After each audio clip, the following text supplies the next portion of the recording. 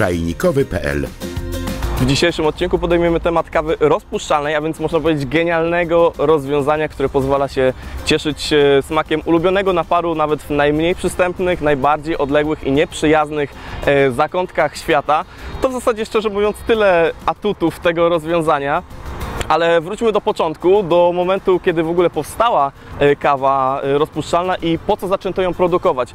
Pierwsze wzmianki, pierwsze próby, takie udokumentowane wykonywanie właśnie kawy tą metodą można zaobserwować już pod koniec XIX wieku, natomiast komercyjne zastosowanie kawa rozpuszczalna znalazła dopiero w latach 30. XX wieku, gdzie brazylijski rząd starał się w jakiś sposób znaleźć rozwiązanie na magazynowanie nadwyżki produkcji kawy, ponieważ popyt na kawę nie rósł równolegle razem z ilością kawy, która była produkowana. Zatem bardzo dużo kawy w nadmiarze znajdowało się i zalegało na magazynach. Wtedy jeszcze nie znano takich metod, które w sposób trwały mogłyby przechowywać takie ziarna bez uszczerbku na jakości. Musiano zatem znaleźć rozwiązanie, jak tą kawę magazynować. I wtedy zwrócono się do szwajcarskiej firmy Nestle i we współpracy właśnie z tą firmą stworzono pierwszą komercyjną kawę rozpuszczalną, jaką jest Nescafé. Zanim opowiem Wam o tym, w jaki sposób powstaje w ogóle taka kawa, zacznijmy od zaparzenia kawy rozpuszczalnej i kawy tak zwanej sypanej. Podczas tego, jak ja będę o tym Wam opowiadał, ona się będzie zaparzała. Pod koniec spróbujemy sobie zarówno jednej, jak i drugiej, porównamy różnice, żeby to nie była tylko taka sucha wiedza, suche informacje, ale również w praktyce zastosowane w takim naszym eksperymencie.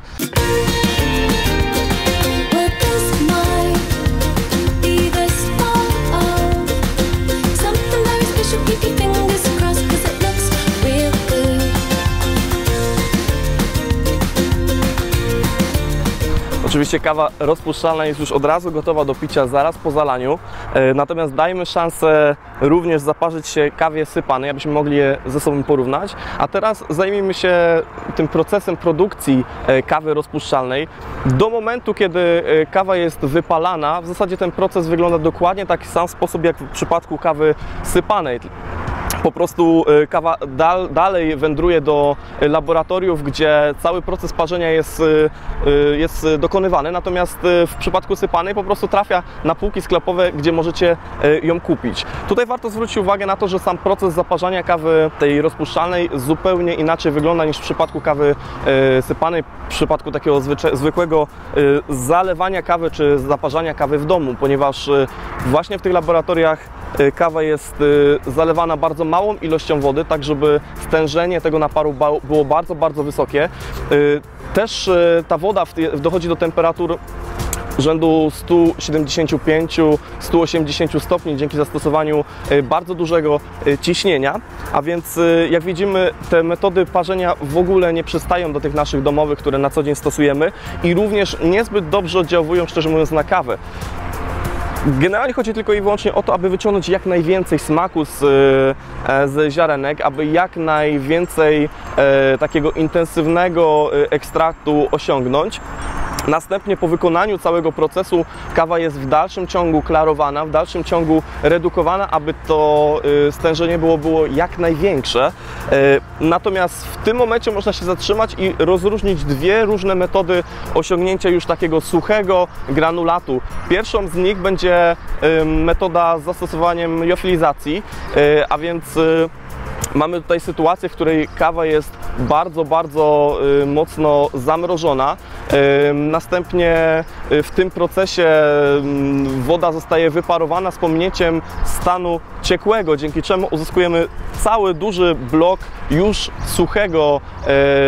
suchego materiału, który następnie jest skrojony na drobinki i właśnie ta metoda daje nam taki efekt, jaki obserwujemy przy kawach, które mają takie małe, trójkątne czy jakieś tam takie tworzące figury małe geometryczne, więc te takie kanciaste małe drobinki to są te, które zostały wykonane właśnie metodą liofilizacji. Natomiast starszą metodą, taką, którą możemy również zaobserwować w redukcji wody, na przykład przy produkcji mleka w proszku, jest to metoda której rozpryskuje się ten ekstrakt na bardzo ciepłe powietrze.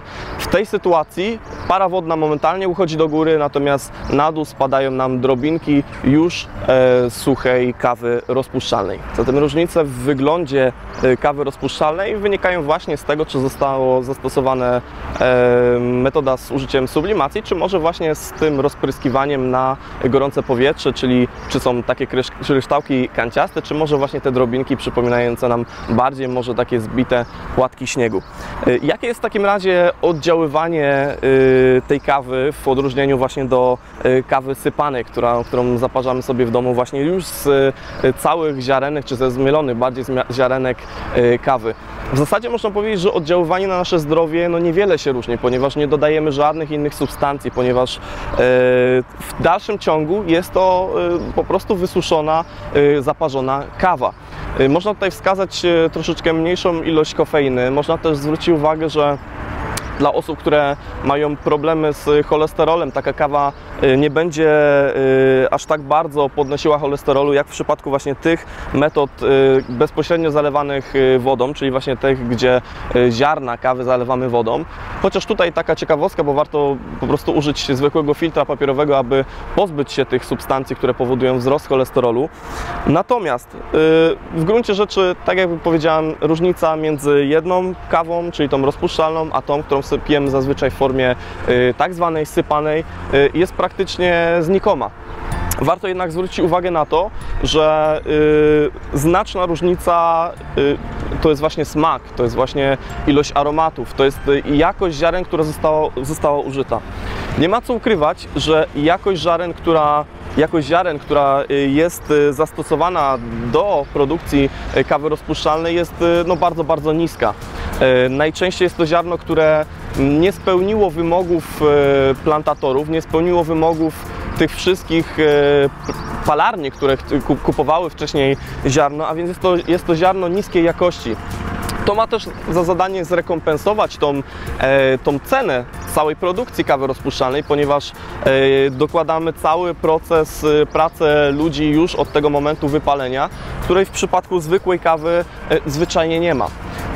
Całe te zamieszanie, które potem jest wprowadzane, zwyczajnie kosztuje, więc musimy to wszystko zrekompensować ceną kawy. Kolejnym argumentem jest też to, że nie opłaca się kupować drogiego ziarna, nie opłaca się kupować ziarna dobrej jakości, ze względu na to, że proces zaparzenia tej kawy zwyczajnie zniszczyłby potencjał tego naparu. Zatem bez sensu wydawać pieniądze na coś, czego i tak byśmy nie wyczuli. Wysoka temperatura, którą stosujemy przy zaparzeniu właśnie tej kawy, jest destrukcyjna przede wszystkim dla aromatów i olejków eterycznych, które są w naparze.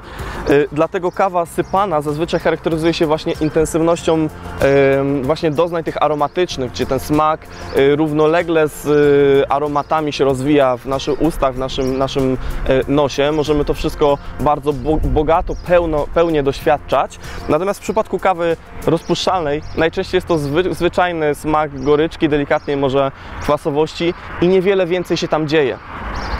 Zatem można powiedzieć, że jest to po prostu rozwiązanie dla osób, które chcą czegoś szybkiego, które chcą czegoś bardzo prostego w wykonaniu i które nie myślą w ogóle w kategoriach jakości smaku i w kategoriach jakości produktu. To jest jakby coś, co każdy z nas może wybrać, bo nie każdy z nas ma takie potrzeby. Natomiast osoby, które cenią sobie bogate aromaty, cenią sobie bardzo dużo właśnie tych aromatów takich naturalnych, które znajdują się tylko i wyłącznie w świeżo mielonej, w świeżo wypalonej kawie, która została zaparzona zaraz po zmieleniu, wybiorą właśnie tą opcję sypaną. Spróbujemy zatem kawy rozpuszczalnej jako pierwszej.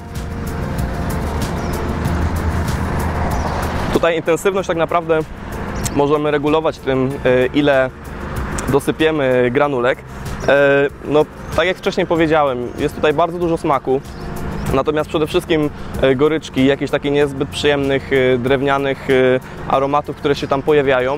Nie ma tutaj nic z tego, co jest tak naprawdę przyjemne w kawie, czyli nie ma tutaj żadnych owoców, żadnej czekolady, nie ma żadnego karmelu, jest tutaj tylko i wyłącznie delikatna kwasowość, ale przede wszystkim zostająca na języku goryczka.